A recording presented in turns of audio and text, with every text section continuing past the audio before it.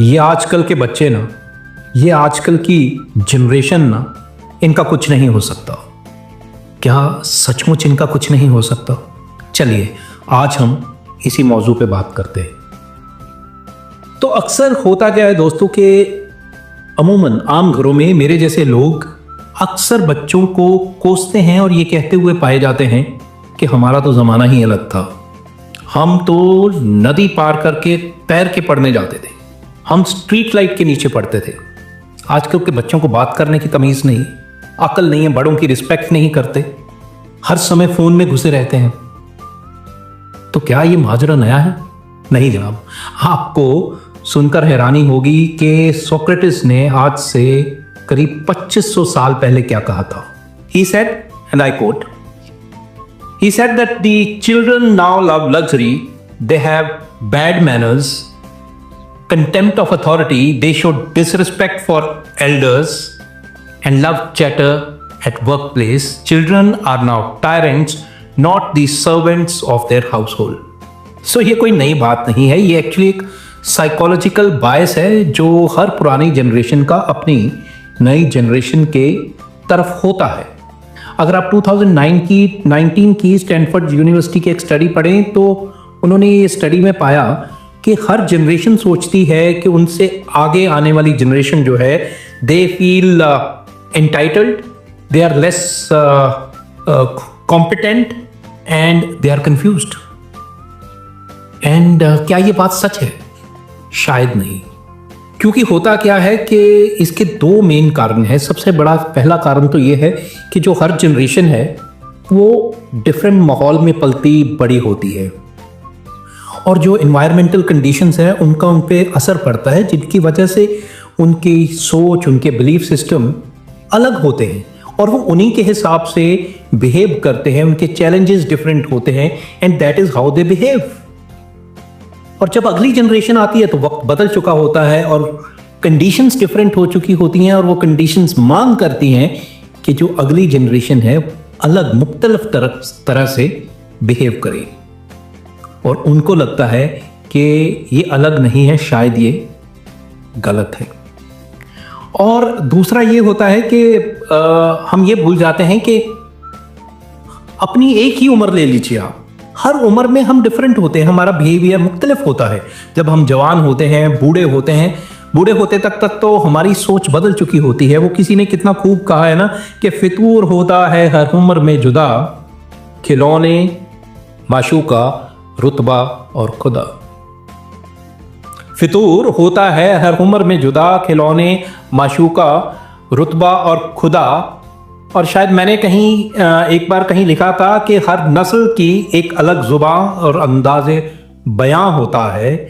जैसे हर नदी की मंजिल दरिया और रास्ता अलग होता है, कोशिश मुख्तलिफ होती है, अधूरी नहीं। अलग होना गलत हो ये ज़रूरी नहीं, अलग होना गलत हो ये ज़रूरी नहीं। और अगर हम डिफरेंट जनरेशंस की, डिफरेंट कंडीशंस की बात करें, जैसे कि मैंने पहले बात की, तो चलिए पिछली कुछ जनरेशंस की जिनकी अक्सर इंटरनेट पे बात होती रहती है, हम चलिए देखते हैं थोड़ी, let's go back in time and see कि उनकी कंडीशंस क्या रही होंगी और उनका उन पे क्या असर पड़ा, जिनकी वजह से उनके वैल्यू सिस्टम वैसे हो गए जैसे हम सोचते हैं या बात करते हैं। तो सबसे पहले हम बात करते हैं जिनको साइलेंट जनरेशन कहा जाता है, जो कि पैदा हुई 1928 और 45 के बीच में। जरा सोचिए क्या जमाना था वो। वर्ल्ड वॉर, भूखमरी, डिप्रेशन, अथॉरिटी, डिसिप्लिन, मांग कितनी थी। And that is why those guys believed in sacrifices, keeping quiet, obeying the authority, and इसीलिए वो सब वैसे बन गए। उसके बाद जनरेशन आई जिसको बड़े फेमसली कहते हैं baby boomers, 1946 to 1964। This was era of hope. जैसे हमारा देश आज़ादी के बाद के का समय था, इकोनॉमिक रिफॉर्म्स आने शुरू हो गए, कैपिटलिज्म बढ़ना शुरू हो गया, लोगों को होप दिखनी शुरू हो गई, तरक्की याफ्ता हो गए लोग। तो इसलिए जो उस समय के लोग थे उनके बिलीफ सिस्टम वैसे थे। उन्होंने उनके वैल्यू सिस्टम जो था उनमें हार्डवर्क बहुत था। उन्होंने स्ट्रक्चर्स बनाने की सोची, वो एम्बिशियस हो गए बिकॉज तरक्की याफ्ता लोग थे, तरक्की होते हुए देखने लगे, तो इसलिए वो डिफरेंट थे। फिर आते हैं जिन्हें जो 64 से लेके या 65 से लेके 1980 तक पैदा हुए, जिनमें से मैं भी एक हूं, जिन्हें हम जनरेशन एक्स कहते हैं, जिन्होंने बहुत ट्रांजिशन देखी, वीसीआर से लेके नेटफ्लिक्स का समय जिन्होंने देखा, कोल्ड वॉर का एरा देखा, और लेकिन इस सब के चलते they started believing in adaptability, because change इतनी आ रही थी, नई चीज़ें आ रही थी, मुख्तलिफ तरक्कियाँ हो रही थी, नई चीज़ें देखने को मिल रही थी। The word was collaborative, so they started believing in flexibility, collaboration, and that's how, but they were also hard working, they were also ambitious. अगर मैं कहूँ तो एम्बिशन ड्रिवन लोग हो गए थे। फिर लोग आते हैं मिलेनियल्स, जो कि 1981 और करीब 96 के बीच में पैदा हुए। इन्होंने डिजिटल रेवोल्यूशन देखा, इन्होंने 9/11 का अटैक देखा, इन्होंने नई तरह की जिसे गिग इकोनॉमी कहते हैं वैसी इकोनॉमी देखी। तो इनमें थोड़ा अगर जो रिसर्च कहती है कि a little lost in purpose, they were flexible, they were searching for new purpose in life, they were trying to figure out कि हो क्या रहा है, and because of that, I won't say that generation was confused, but that generation started to question a lot of things, and rather than being adaptable, they tried to find whys and hows of things. And उसके बाद आती है generation x, जो 1997 से लेके 2012 तक की generation मानी जाती है, जिसमें जो तरक्की, इन्वेंशन, डिजिटल रेवोल्यूशन की स्पीड सुपर फास्ट हो गई।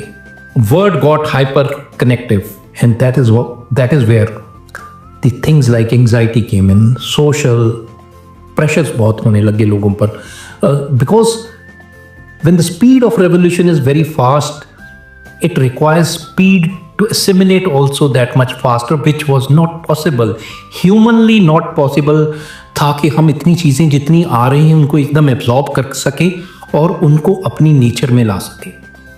Yes, they are technologically, they are brilliant people, they absorb, they adapt very fast, but still the demand on them was too much.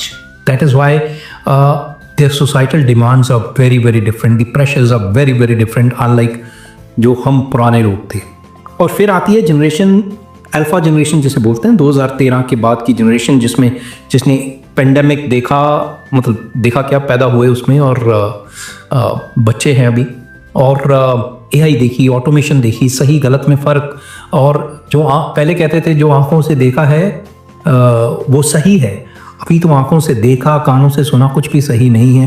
The world has become so different that it has become so very difficult for everybody to actually decide what is right, what is wrong.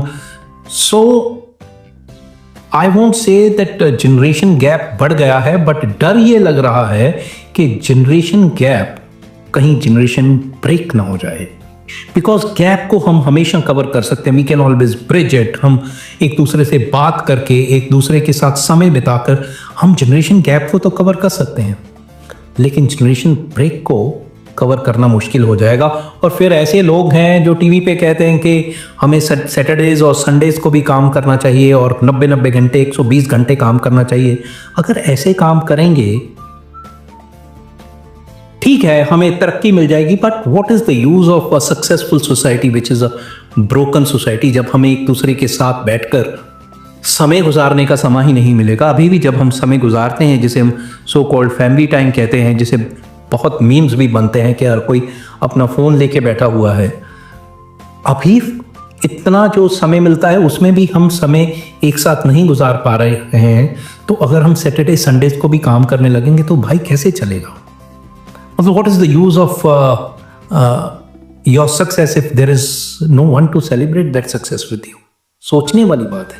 तो दूसरा reason ये होता है कि मेरे जैसे लोग जो 50 की उम्र में पहुंच जाते हैं, वो सोचते हैं कि जितना विजडम आज मेरे पास है, मैं इतना ही लेकर पैदा हुआ था, हमेशा ही मैं ऐसा ही था। And my kids should also understand that and they should also behave in that manner.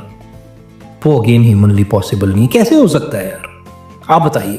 अगर बैठ के ठंडे दिमाग से सोचेंगे तो जब हम 20 साल के थे, यूथ थे, लौंडे थे, तो हम भी वैसे ही सोचते थे जैसे आज मेरा बेटा सोचता है।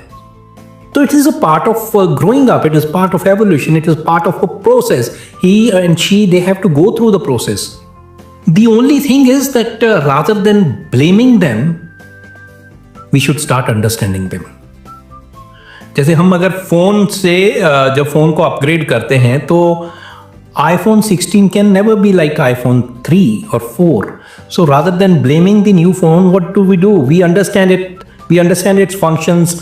बच्चों से सीख लेते हैं, किसी से पूछ लेते हैं कि इसको कैसे चलाना है, and by the day we get used to it, and after some time we get used to it, and it becomes pretty normal for us to operate that kind of phone. So अगर हम बच्चों के साथ ये बायस अपना छोड़ देंगे, समय जो है उनके साथ बिताना शुरू कर देंगे, एंड बच्चे भी similar, if we have to bridge the gap, both of us have to walk a mile extra, and एक दूसरे को अंडरस्टैंड करेंगे, अपनी बात समझाने की कोशिश करेंगे, rather than blaming each other, the younger generation blaming the older generation that they are not understanding us, and the older generation saying कि भाई ये तो है ही ऐसे, इनका कुछ नहीं हो सकता। I think we have to bridge the gap। नहीं तो मैं एक बार फिर रिपीट करता हूँ कि अगर जनरेशन गैप जनरेशन ब्रेक में बदल गया तो दुनिया बहुत मुख्तलिफ हो जाएगी, और इसको संभाल पाना और आगे जाके क्या होगा सोच पाना ही बहुत मुश्किल है। तभी तो मैं कहता हूँ कि आप भी ज़रूरी हैं, तरक्की भी ज़रूरी है, लेकिन रिश्तों के बिना ये ज़िंदगी अधूरी है। तो अगर हमें रिश्ते संभालने हैं तो ये जो गैप है उसको ब्रिज करना होगा, और उसको करने के लिए हमें एक दूसरे से बात करनी होगी। हम आपस में बात करेंगे फिर कभी टाइम किसी और मौजू पर। तब तक अपना ख्याल रखिएगा। शब खैर।